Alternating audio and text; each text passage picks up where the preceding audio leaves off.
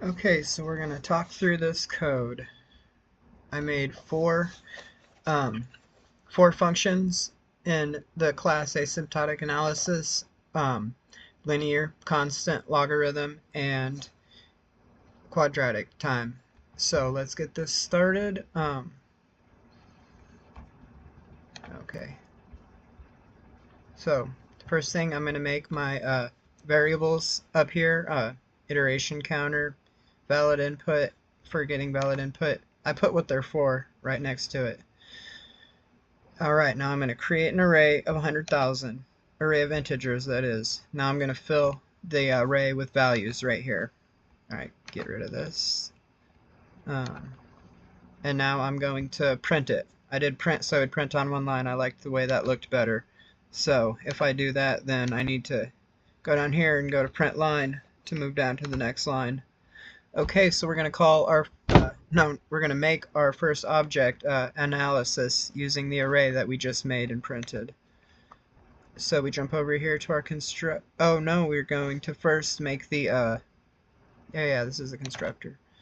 All right. So we're just trying to get valid input from the user. So I put that with a while trying to catch. So while valid, enter a variable for linear time complexity algorithm. Let's do like 3.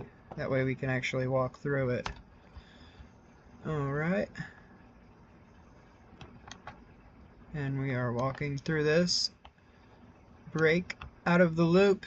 And now iteration counter equals whatever I return for the value of the linear search. Should be 3.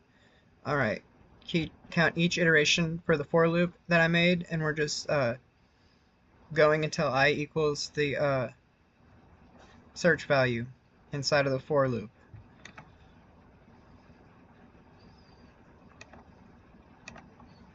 And now we return iteration counter, and if search value it is not 0. Oh yeah, I just did that by putting the S on the end of iterations, just because.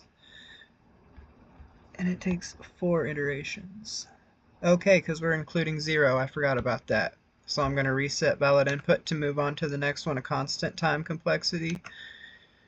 And we did the same while try and catch blocks. And now we're taking a value from the as input, setting it as search value, and then we're going to do a second value to multiply that by. So let's go to console, enter a number 3, and we're going to multiply 3 by 2,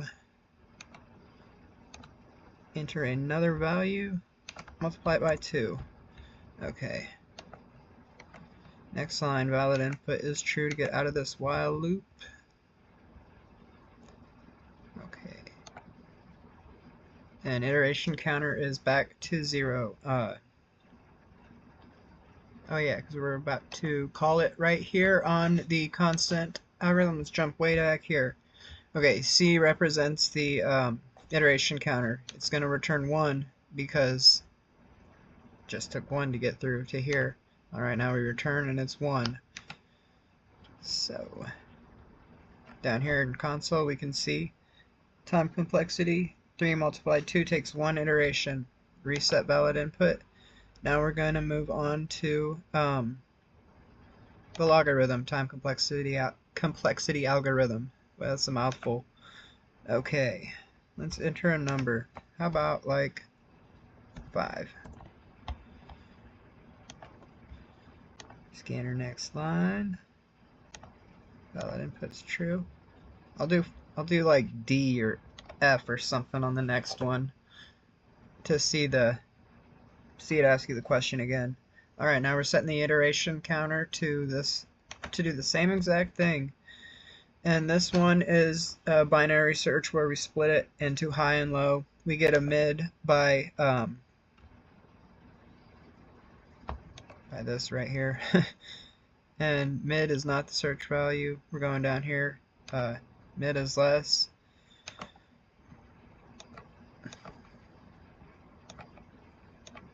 This shouldn't take, since we just did 3. It should walk through. How about this way?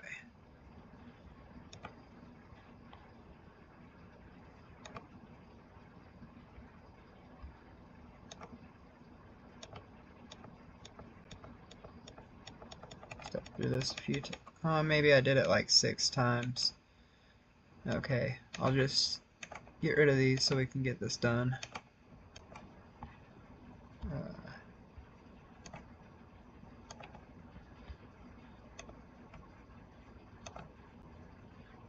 Alright, the logarithm of search value. Alright, I'm just printing it out right here. 5, and it takes 15 iterations to get through that of an array of 100,000. We're going to reset the iteration counter, valid input. Now we're going to try this again for the quadratic, and this is like to the power of whatever number you're choosing. So let's choose a value,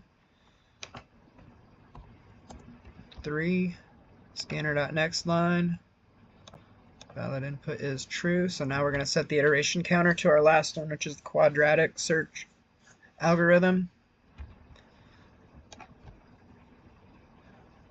Alright. Well, why didn't it... Oh, I didn't put the... I must not have put the breakpoints over here for the quadratic. Jeez. Okay, I'll just talk through it though. N is array.length, that's for clarity.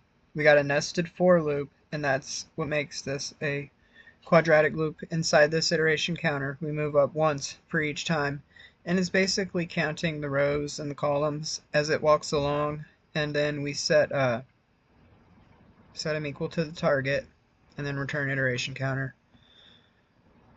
So we're not going to print this out down here, and if you make it all the way down here, then we've walked through the entire loop and haven't found it, so we're going to return the number of iterations if not found here. Back to main, and that's the end of our program. And again, my name is Eli Clemens. Thanks for watching.